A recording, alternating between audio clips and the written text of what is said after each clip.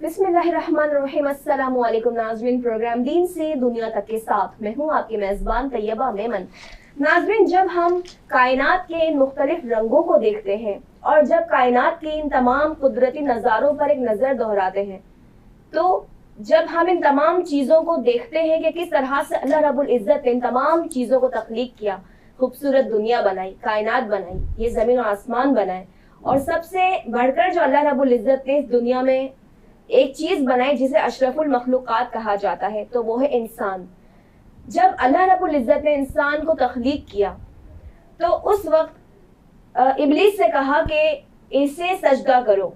तमाम फरिश्तों ने सजदा किया सिवाय इब्लीस के, और वो जन्नत से निकाला गया।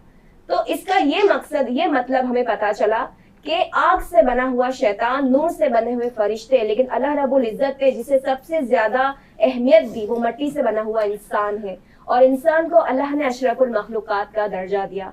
जब हम देखते हैं कि किस तरह से तमाम जानदारों में वो इंसान ही है कि जो आज ऊंची ऊंची इमारतें बनाता है, साइंसी तख्लीक करता है, साइंसी इजादात करता है, तालीमी मैदान में आगे है, तो वो है अशरफुल मखलूक़ात यानी इंसान।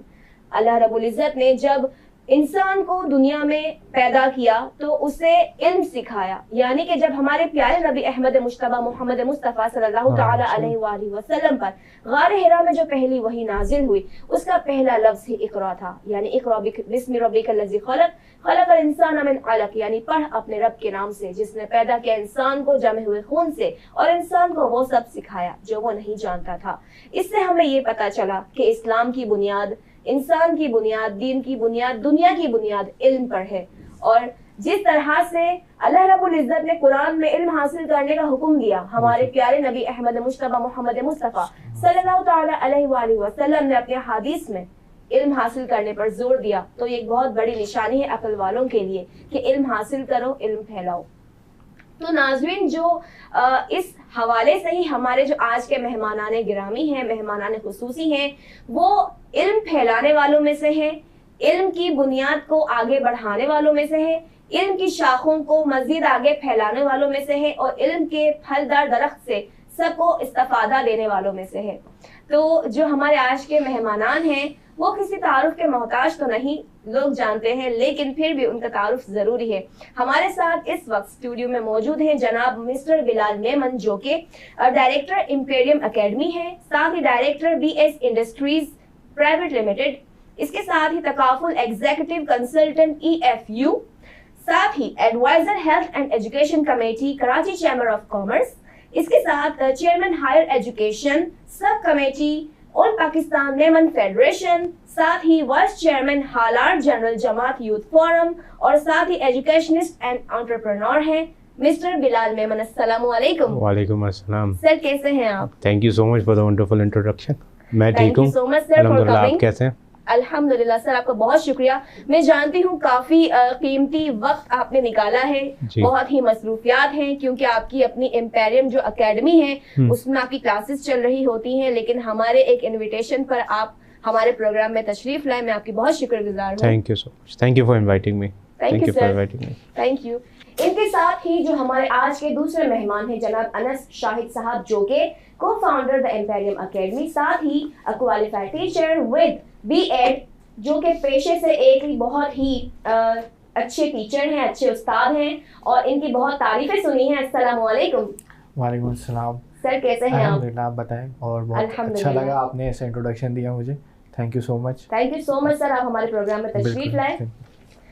तो नाज़रीन, प्रोग्राम का बाकायदा आगाज करेंगे जनाब बिलाल मेमन के साथ, जो है गुफ्तगू का आगाज करते हैं आज के इस प्रोग्राम के हवाले से। अच्छा बिलाल साहब, ये बताइएगा कि आप तालीमी मैदान में किस तरह से आपने ये सोचा कि मुझे तालीमी मैदान में जो है स्टूडेंट्स को बहुत आगे ले जाना चाहिए, और किस तरह से इल्म से रूशनास करवाने का सफर किस तरह से शुरू किया, कहाँ तक ये सफ़र पहुँचा? अच्छा, मैं थोड़ा सा एक अपना तालीमी बैकग्राउंड में दे दूँ। मैंने A लेवल्स किया, AS लेवल किया। AS लेवल करने के बाद मैं इंग्लैंड चला गया, वहाँ से मैंने अपनी बैचलर्स की डिग्री ली, और तकरीबन 2015-16 के दरमियान में वापस आ गया। फिर इसके बाद ऑब्वियसली जॉब यानी कि मल्टीनेशनल कंपनी में अपना करियर परस्यू करने से बेहतर मैं ये समझा कि मैं बिज़नेस में कदम रखूँ। बिज़नेस में जब कदम रखा तो मेरे वालिद साहब ने, जो कि हर वक्त मेरे सपोर्टर रहे हैं और मेरे साथ साथ रहे हैं, तो उन्होंने मुझे एक मशवरा दिया कि you are very qualified, why don't you start teaching. और ऑब्वियसली बिज़नेस स्टडीज़ एक ऐसा सब्जेक्ट था जो मैं हमेशा से इंजॉय करता आ रहा था, और अपने आप को मैंने उस पर स्किलफुल भी बड़ा बनाया हुआ था, ठीक है। तो मैंने फिर बिज़नेस स्टडीज़ की टीचिंग शुरू की। मैंने अपने एक टीचर थे उनके साथ कोलैब किया, सर समीर सरकार, अब वो हमारे इम्पीरियम एकेडमी के हिस्से भी हैं। तो मैंने उनके साथ ज्वाइन किया और फिर उनके सेंटर पे मैंने पढ़ाना शुरू किया। आहिस्ता आहिस्ता मुझे कुछ चीज़ें मालूम होना शुरू हुई इस इंडस्ट्री के बारे में। थोड़ा सा मुझे ऐसा लगने लगा कि यार बहुत ज़्यादा, चूँकि इन्फ्लेशन रेट बहुत बढ़ता जा रहा है, पाकिस्तान के हालात कुछ ऐसे बदतर होते जा रहे हैं, तो पढ़ाई बहुत एक्सपेंसिव हो गई है और बहुत ज़्यादा लोगों ने इसको कमर्शलाइज़ कर दिया, जो नॉर्मल लोग उसको अफोर्ड नहीं कर सकते। तो हुआ ये कि फिर मैंने सोचा कि यार क्यों ना मैं ख़ुद एक इस तरीके का प्लेटफॉर्म क्रिएट करूं जिसमें हर रूप नस्ल और हर लेवल का बच्चा आके पढ़ सके, क्योंकि पाकिस्तान में इलिटरेसी रेट बहुत ज़्यादा है। मुझे हमेशा से ये दुख होता था कि मैं जब इंग्लैंड में था कि यार हम लोग बहुत पीछे हैं, क्योंकि 2010 में जब मैंने अपना ग्रेजुएशन प्रोग्राम शुरू किया था तो हमने वहाँ पर ऑनलाइन टीचिंग एक फ़िनोमेना था। सारे हमारे जितने भी जो असाइनमेंट्स थे वो पोर्टल में जमा होते थे, फ़िज़िकल कुछ भी एक्सपेक्ट नहीं था। हम बैठ के कुछ नोट्स नहीं बनाते थे, हम बैठ के कोई असाइनमेंट नहीं करते थे, हर चीज़ लैपटॉप पे होती थी और हम वो टीचर को ऑन पोर्टल जमा कराते थे। अब चूँकि शुरू हो चुका है ये, अब पाकिस्तान में भी है, कुछ यूनिवर्सिटीज़ कर रही हैं, कुछ स्कूल्स कर रहे हैं, लेकिन बहुत लेट कर दिया हमने। क्योंकि रीज़न बीइंग कि जब कोविड हमारे ऊपर आया, हमने उसके बाद जाके ये जो प्रैक्टिस ज़्यादा तरीके से हमने अच्छे तरीके से उसको शुरू करना शुरू कर दिया। अब हमारे यहाँ मसला ये होता है कि जब हमारे सर पे आती है तो हम करते हैं, हम पहले से अपने आप को प्रिपेयर नहीं करते, ठीक है।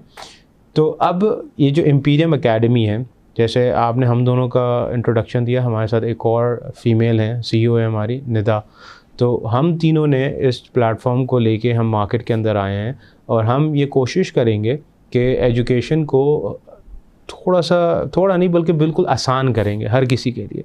इसको हम लोगों तक, हर उन लोगों तक उसको लेके जाएंगे और उनके लिए एजुकेशन पॉसिबल करेंगे जो नहीं ले सकते। अक्सर हमारे यहाँ क्या होता है कि बच्चे एजुकेशन परस्यू नहीं कर सकते क्योंकि फाइनेंशियल इश्यूज़ हैं, तो हम इस तरीके का एक फॉर्मेट इंट्रोड्यूस करेंगे कि उनके लिए भी आसानी हो। स्किल बेस्ड लर्निंग को भी इंट्रोड्यूस करेंगे ताकि एजुकेशन के साथ साथ स्किल्स भी लर्न हो, ताकि बच्चा आगे जाके जब उसको जॉब मार्केट में वो जब उतरे तो कोई उसको ये ना कहे कि सिर्फ डिग्री है तो स्किल्स नहीं है तो हम आपको जॉब नहीं दे सकेंगे। स्किल्स भी उसके साथ मौजूद होनी चाहिए। बाहर मुल्क में हमेशा से यही मैंने देखा है कि जब बच्चों को नॉर्मल एजुकेशन दे रहे हैं तो साथ में उसकी स्किल एनहांसमेंट भी कर रहे हैं, चाहे वो लिटरेचर में हो, चाहे आर्ट्स एंड ड्रामा हो, चाहे कोई भी सेक्टर हो जिसमें वो अच्छा है, या म्यूज़िक है या कुछ भी हो, उसको उसमें डेवलप करते हैं। फिर जब वो नॉर्मल जब प्रैक्टिकल लाइफ में जब वो एंटर करता है तो उसके पास एजुकेशन डिग्री के साथ साथ स्किल भी होती है। तो अगर कहीं वो लैक करता है तो अपनी स्किल की वजह से वो इन्हांस कर जाता है। तो हम बच्चों को हर किस्म की अपॉर्चुनिटी प्रोवाइड करना चाहते हैं, चाहे वो फाइनेंशियल हो, चाहे वो एजुकेशनल हो, या अगर उनके पास कोई काउंसलिंग इश्यूज़ हैं तो वो काउंसलिंग भी हम प्रोवाइड कर सकते हैं। दैट्स वेरी नाइस, बहुत ही अच्छा इनिशिएटिव है आप लोगों की जानिब से। अच्छा ये बताइएगा कि सर मैंने ये देखा कि आप जो है तालीमी खिदमत भी सर अंजाम देते हैं, साथ ही समाजी सरगर्मियों में भी माशाल्लाह से आप जो है कदम ब कदम साथ रहते हैं कि मुख्तलिफ में सोशल एक्टिविटीज़ भी कर लूँ। तो मैंने अक्सर आपको देखा है कि आप सोशल एक्टिविटीज़ भी करते हैं, इस हवाले से बताइएगा। मैंने जब होश संभाला तो मेरे वालिद साहब को मैंने यही सोशल एक्टिविटीज़ करते हुए देखा है, चाहे Karachi chamber of commerce and industry हो, चाहे हमारी जो मेमन जमात है हलार मेमन जनरल जमात, चाहे ऑल पाकिस्तान मेमन हो, या मेमनों की कोई खिदमात हो, या मार्केटें हो, या कुछ भी हो, मेरे वालिद साहब सुर्रू रहे हैं और आगे रहे हैं और हर किसी को उन्होंने वेलकम किया है। मैंने यही देखा है बचपन से अपने अब्बा को, और चाहे क्योंकि मैं उनसे पूछता भी था कि यार ये क्या रीज़न है इसको ये करने का, मैंने अल्लाह के लिए कर रहे हैं, माशाल्लाह, ठीक है। तो अगर हम किसी की आज मदद करेंगे तो अल्लाह हमारी कल मदद करेगा। इंसान से कोई तवक्को नहीं रखनी, अपने अल्लाह से तवक्को रखनी है। तो मुझे भी ये शौक़ है कि जो आने वाली जो नस्ल है, जो फ्यूचर है, उसके लिए मैं मेहनत करूं, उनको कुछ ना कुछ मैं। अब देखें, लोग अक्सर मुझसे सवाल करते हैं एक आदमी से क्या होगा, ठीक है। मैं कहता हूं कि चलो एक आदमी तो कुछ तो सोच रहा है, ठीक है ना। हम नस्ल दर नस्ल हमने तबाही की है, हमने इस मुल्क के लिए, इस हमारे मज़हब के लिए हमने कुछ भी नया नहीं किया, ठीक है, और कुछ भी इसको हमने इतना एक्सेल नहीं किया कि बच्चों को समझ में आए कि यार ये मुल्क क्या है, या ये जो मज़हब जो हमें थाली में सच के जो मिला है ये क्यों है। ये आज तक हमारे बच्चे और जो फ्यूचर जनरेशन है नहीं समझ सके, ठीक है ना। फिर हम ही हैं जो रोते हैं कि यार तबाह होती जा रही है नस्ल। तो रीज़न बीइंग कि हम स्लैक कर रहे हैं, हम लैग कर रहे हैं, हमने मेहनत नहीं की, हमने सुस्ती की। तो अब हम क्यों सुस्त बने, हम क्यों इस चीज़ को इग्नोर करते हैं। हमें पता है कि हमारी गलतियाँ क्या हैं, कोताहियाँ क्या हैं, पिछले 70 साल 75 साल से क्या चलता आ रहा है, हमें पता है। तो why should we repeat it again, why should we let the history repeat, ठीक है। अगर इसमें हमारे पास, अगर मेरे जैसे कुछ और लोग हैं होंगे जो कर रहे हैं काम, अगर हम इसको अगर हम ठान लें कि यार हमें सोसाइटी को चेंज करना है, हमें लोगों के परसेप्शन को चेंज करना है, तो फिर क्यों ना आगे आए हम, और क्यों ना इसको लेके चलें, ठीक है। तो मेरा हमेशा से यही माइंडसेट रहा है कि जो चीज़ मैंने सीखी, जो चीज़ मुझे अल्लाह ताला ने नसीब में करी, तो मैं दूसरों के लिए भी ये करके जाऊँ। और कोई भी बच्चा हो, चाहे वो अमीर घर का हो, चाहे वो गरीब घराने का हो, क्योंकि देखें आप माशरे को ज़रा गौर से देखें, अमीर बच्चे के पास पैसा बहुत ज़्यादा है तो एजुकेशन की इतनी कदर नहीं है, गरीब बच्चे के पास पैसा बिल्कुल भी नहीं है और उसको एजुकेशन की कदर नहीं है। दोनों जगह पैसों का ही मसला है,